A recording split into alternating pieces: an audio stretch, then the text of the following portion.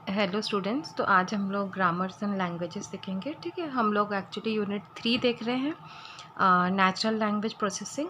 So natural language processing में अभी तक हम लोग ने देखा कैसे सेंटेंसेस को एनालाइज करते हैं। ठीक है ना, एनालाइज करते समय हमें मैंने कल लास्ट क्लास में भी बताया था कि हमें क्या करना है। जो भी लैंग्वेज, सबसे पहले हम जो भी लैंग्वेज यूज़ करें, जैसे अभी तो हम यहाँ पे इंग्लिश लैंग्वेज के सेंटेंसेस को एनालाइज करेंगे। तो पहला रिक्वायरमेंट था कि हमें ग्रामर और पार्ट्स ऑफ स्पीच जो है उससे थॉरो होना है। ठीक है, नेक्स्ट उसके बाद उसी ग्रामर, जो भी हम ग्रामर लेंगे, जैसे कि अगर हम इंग्लिश लैंग्वेज ले रहे हैं, सो ग्रामर में बेसिकली अगर मैं आपको बताऊँ, यस, जैसे प्रेपोजिशनल फ्रेस होता है, वर्ब फ्रेस होता है। ठीक है, उसके बाद डिटर्मिनेंट होता है। ठीक, तो इस तरह, और फिर नाउन फ्रेस होता है। तो लास्ट क्लास में भी मैंने थोड़ा सा आपको बताया था इसके बारे में। ठीक है, तो बेसिकली ये स्ट्रक्चर्स होती हैं सेंटेंसेस में। ठीक है, ग्रामेटिकली जनरली प्रेपोजिशन फ्रेस में आपका एक प्रेपोजिशन होगा और उसके बाद क्या होगा, आपका नाउन फ्रेस होगा। सिमिलरली वर्ब, अगर वर्ब का फ्रेज है तो उस फ्रेज में देखो क्या क्या हो सकता है, आइदर सिर्फ वर्ब और एडवर्ब होगा, या फिर वर्ब और प्रेपोजिशनल फ्रेज होगा, या फिर वर्ब फ्रेज में आपका वर्ब, नाउन फ्रेज और प्रेपोजिशनल फ्रेज होगा। नाउन फ्रेज में फिर से आप उसको फर्दर और कैटेगराइज कर सकते हो। ठीक है, नाउन फ्रेज में जैसे आपका डिटर्मिनेंट होता है, ठीक है, उसके बाद आपका नाउन होता है और फिर उसका एडजेक्टिव होता है। ये सारी चीज़ें नाउन फ्रेज में हो सकती है। नेक्स्ट, वर्ब फ्रेज में आपका ये भी हो सकता है, ऑक्सिलरी वर्ब हो सकता है, फिर वर्ब हो सकता है, फिर उसके बाद, तो ये सारे कॉम्बिनेशंस आपके जनरल सेंटेंसेस होते हैं, हम उनको इन कैटेगरीज में क्या कर सकते हैं, फिट कर सकते हैं। ठीक है, सिमिलरली डिटर्मिनेंट वाला जो आपका होगा उसमें आर्टिकल होगा और एडजेक्टिव होगा। ठीक है, या फिर सिर्फ क्या होगा, आपका आर्टिकल होगा। तो डिपेंडिंग ऑन दी सेंटेंस ये सारे पॉसिबिलिटी हैं। इनके अलावा भी और है, लेकिन हम बिल्कुल जनरल सेंटेंस को लेकर अभी समझेंगे कि ये कैसे करके हम अब जो भी सेंटेंसेस है उनको इस फॉर्म में कैसे करके डिराइव करके उसको एनालाइज करते हैं। ठीक है ना, अभी यहाँ पे आते हैं, सबसे पहले ग्रामर एंड लैंग्वेजेस इसमें देखते हैं। तो बोलते हैं जो भी लैंग्वेज है, ठीक है, तो language L can be considered as a set of string of finite और इनफाइनाइट लेंथ। ठीक है, तो लैंग्वेज में जो भी रहेगा आपका सेट ऑफ स्ट्रिंग्स रहेंगे। ठीक है, now where a string is constructed by concatenating basic atomic elements called symbol. ठीक है, तो जो भी स्ट्रिंग आपका बनता है वो क्या करते हैं, एटॉमिक सिंबल। जैसे कि अगर मैं बोलूँ आपके पास एप्पल, तो एप्पल में सिंबल्स ए, पी, फिर उसके बाद एल, उसके बाद ई। तो ये 4 सिंबल्स को मिला के आप क्या बना रहे हो, वर्ड आप क्या बना रहे हो, या स्ट्रिंग क्या बना रहे हो आप, एप्पल। ठीक है, तो कोई भी लैंग्वेज में जो स्ट्रिंग रहेगा उसमें हमारे पास एटॉमिक सिंबल्स रहेंगे, उनको लेके हम क्या करते हैं, वर्ड्स को बनाते हैं, और फिर वर्ड्स को लेके हम क्या करते हैं, सेंटेंसेस फॉर्म करते हैं ना। The finite set V of symbols of the language is called alphabet और वोकेबलरी। ठीक है, अगर हम इंग्लिश लैंग्वेज ले रहे हैं तो सेट ऑफ सिम्बॉल्स में कितने सिम्बॉल्स रहेंगे, हमारे पास 26 सिम्बॉल्स रहेंगे। ठीक है, तो जो भी लैंग्वेज आप यूज़ कर रहे हो तो उसमें जो भी यूनिक सिम्बॉल्स है उसको लेके आपको एक सेट बनाना है, और उसी सेट के जो अल्फ़ाबेट्स होंगे उनको यूज़ करके आप वर्ड्स से लेके आप क्या बनाएंगे, सेंटेंसेस बनाएंगे। नेक्स्ट बोलता है, a well formed sentence are constructed using a set of rules called grammar. now अब जब मेरे पास वर्ड्स बन जाती हैं तो वर्ड्स को कंबाइन करते हैं, लेकिन उनको जब कंबाइन करना है तो हमें एक रूल या ग्रामर फॉलो करना है, जिसको लेके हम क्या करेंगे, सेंटेंसेस को क्रिएट करेंगे ना। A grammar G is a formal specification of a sentence structure that are allowable in the language. ठीक है, तो जो ग्रामर है, ग्रामर ही मुझे बताएगा कि कौन सा सेंटेंस सही है और कौन सा सेंटेंस क्या है, आपका ग्रामेटिकली क्या है, आपका इनकरेक्ट है। And the language generated by the grammar G is denoted by L G. ठीक है, तो जो भी लैंग्वेज या group of sentences that we are generating using the rules क्या है, आपके ग्रामर से। सो यूजिंग दैट ग्रामर आप जो भी लैंग्वेज को जनरेट कर रहे हो उसको डिनोट कैसे करते हैं, लैंग्वेज ब्रैकेट में आप क्या दे रहे हैं, आपका ग्रामर। ठीक है जी ना। अब ग्रामर में क्या क्या हो सकता है, ठीक है, तो ग्रामर जो सेट है इसमें आपका वी एन है, वी टी है, एस है और पी है। ठीक है ना, वी एन क्या है, आपका set of non terminal symbols. ठीक है, नॉन टर्मिनल सिम्बॉल्स इसको इसलिए बोलते हैं क्योंकि आप उन सिम्बॉल्स को भी फर्दर क्या कर सकते हो, एक्सपैंड कर सकते हो। ठीक है, जैसे कि देखो यहाँ पे ये वाले एग्जाम्पल में, ठीक है, यहाँ पे अगर मैं बोलूँ, जैसे कि अगर मैं डिटर्मिनेंट से आर्टिकल, तो आर्टिकल देखो क्या होता है, ए होता है, ठीक है, द होता है, ठीक है। तो इस टाइप के जो वर्ड्स होते हैं ये क्या होते हैं, आर्टिकल। तो डिटर्मिनेंट में अगर सिर्फ आर्टिकल है तो ये क्या है आपका टर्मिनेटिंग है। क्यों? क्यों ये फर्दर इसको और ब्रेक नहीं कर सकते। कोई भी आर्टिकल है तो आर्टिकल अगर द है तो द एक खुद एक आर्टिकल है, तो इसको मैं फर्दर और एक्सपैंड नहीं कर सकती। लेकिन अगर मैं बोलूँ यहाँ पे वर्ब फ्रेज में, अगर मैं लिख रही हूँ यहाँ पे ये वाला थर्ड वाला, देखो वर्ब और प्रेपोजिशनल फ्रेज, तो वर्ब तो जो वर्ड है आपका वर्ड वो होगा ना। प्रेपोजिशनल फ्रेज फर्दर क्या हो जाएगा, एक्सपैंड हो जाएगा किसमें, प्रेपोजिशन और नाउन फ्रेज में। तो ये क्या है आपका नॉन टर्मिनल नोड है कि इसको आप फर्दर भी आपके पास अवेलेबल रहेंगे रूल्स, जिसको आप लेके इसको फर्दर क्या कर सकते हैं, एक्सपैंड कर सकते हैं, ठीक है। तो जो भी ग्रामर है उसमें क्या रहेगा आपका set of non terminal symbols रहेंगे, then set of terminal symbols, ठीक है। जैसे टर्मिनल सिम्बॉल्स, जैसे कि मैं बताई अभी आर्टिकल है कि कोई वर्ब है, तो ये सिंगल एक वर्ड है तो ये आपका नॉन टर्मिनेटिंग है, ठीक है। तो set of terminal symbols.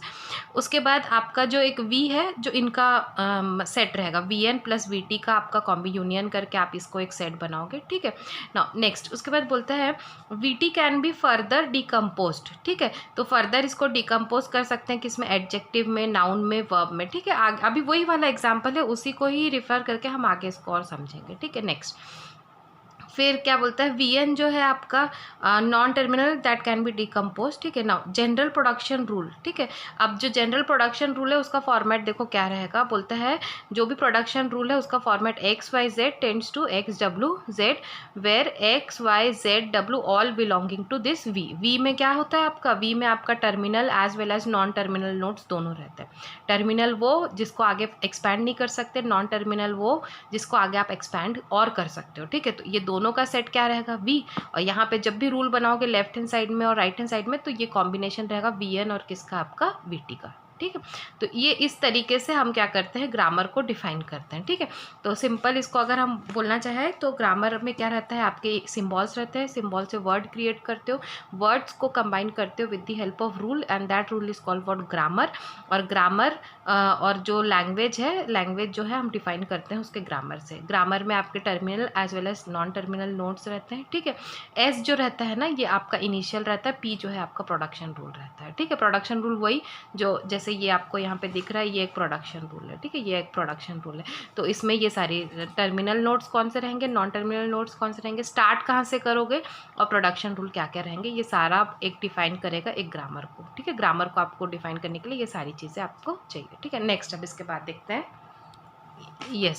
So general production rule में अब बोलता है P has the form X Y Z X W X, ठीक है। तो वही मैंने बताया, लेफ्ट हैंड साइड में, राइट हैंड साइड में आपके terminal as well as non terminal nodes रहेंगे यहाँ पे। नेक्स्ट अब उसके बाद देखो नॉन टर्मिनल में यहाँ पे एग्जाम्पल दे रहा है, देखो यहाँ पे C start, N P, N, V P, V article, these are the non terminal nodes, यानी इसको आप फर्दर एक्सपैंड कर सकते हो, ठीक है। और वी टी क्या है, boy, popsicle, frog, ate, kissed, flew, the, a.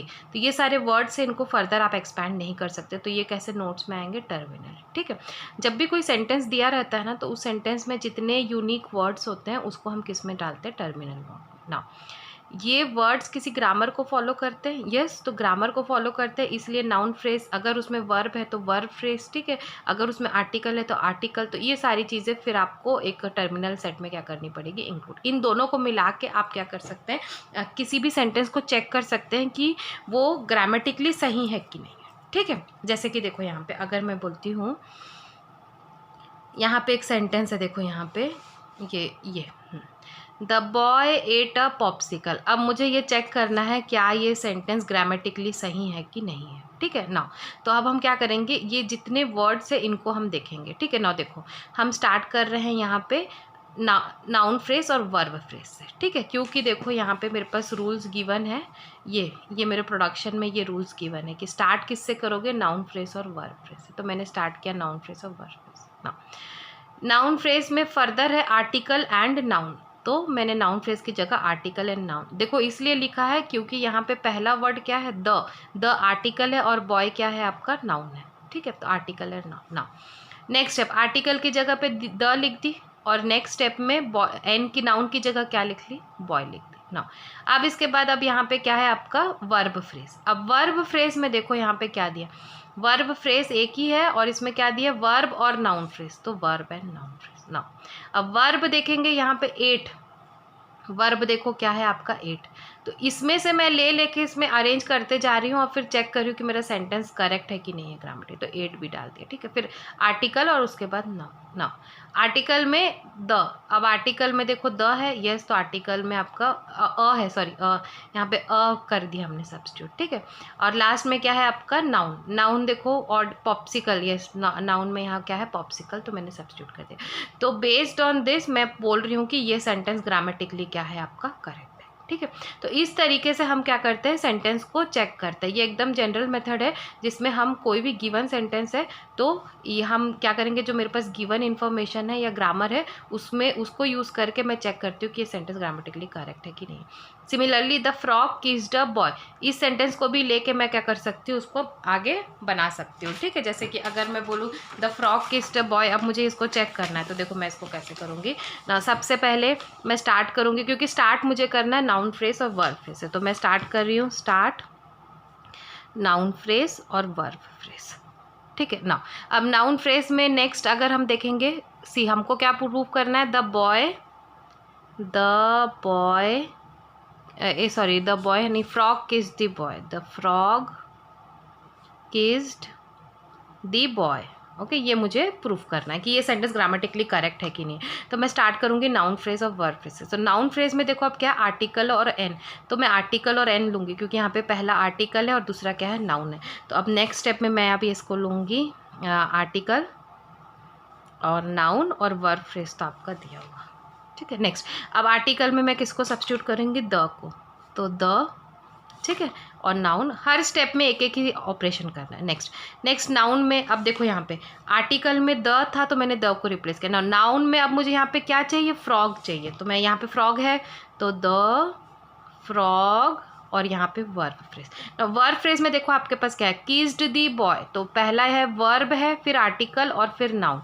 तो अब हमको इसको देखना है वर्ब फ्रेज में आपका वर्ब और क्या है आपका नाउन फ्रेज। तो नेक्स्ट अब हम यहाँ पे द फ्रॉग, इसमें वर्ब और नाउन फ्रेज, ठीक है। नेक्स्ट द फ्रॉग वर्ब क्या है, अब वर्ब में हम देखते हैं यहाँ पे देखो क्या है, किस्ड, तो अब यहाँ पे आ गया किस्ड। और नाउन फ्रेज में आर्टिकल और नाउन, ठीक है, तो आर्टिकल और नाउन एन। नेक्स्ट आप सब्स्टिट्यूट करेंगे द फ्रॉग किस्ड, आर्टिकल में क्या डालेंगे, द और नाउन, और लास्ट में the frog kissed the boy. Noun देखो नाउन में है ना हमारे पास, नाउन में यहाँ पे क्या दिया है, बॉय है, तो मैंने यहाँ पे सब्स्टिट्यूट कर दिया। So hence the sentence is grammatically क्या है correct, based on this grammar, ये जो गिवन ग्रामर है इसके अकॉर्डिंग ये सेंटेंस क्या है आपका करेक्ट है, ठीक है। तो इस तरीके से हम क्या करते हैं, ग्रामर को डिफाइन करेंगे, डिफाइन करने के बाद हम उसी ग्रामर की मदद से जो भी गिवन सेंटेंस है उसको चेक करेंगे कि वो सही है कि गलत है, ठीक है। सो नेक्स्ट इसके बाद, ठीक है, नेक्स्ट इसके बाद हम लोग देखते हैं, यस ना बोल रहा है grammar does not guarantee the generation of meaningful sentence, ठीक है। तो ग्रामर जो रहता है ना, इससे हम ये पता नहीं कर सकते कि वो सेंटेंस का मीनिंग सही है कि नहीं है, लेकिन ग्रामेटिकली वो करेक्ट है कि नहीं ये हम डिटरमाइन कर सकते हैं। जैसे कि अगर मैं बोलूँ the popsicle flu a frog, so popsicle आप समझ लो एक पॉपकॉर्न समझ लो, कुछ भी है, ठीक है। तो अब पॉपकॉर्न फ्लू अ फ्रॉग, तो ऐसा हो सकता है कि कोई पॉपकॉर्न एक मेढक को उड़ा देगा, तो मीनिंगफुली ये सेंटेंस इनकरेक्ट है। बट अगर हम ग्रामेटिकली चेक करेंगे इसी ग्रामर को यूज़ करके, तो ये सेंटेंस क्या आ जाएगा, करेक्ट आएगा। तो ग्रामेटिकली करेक्ट है पर मीनिंगफुल क्या है आपका, मीनिंग नहीं निकलता, ठीक है।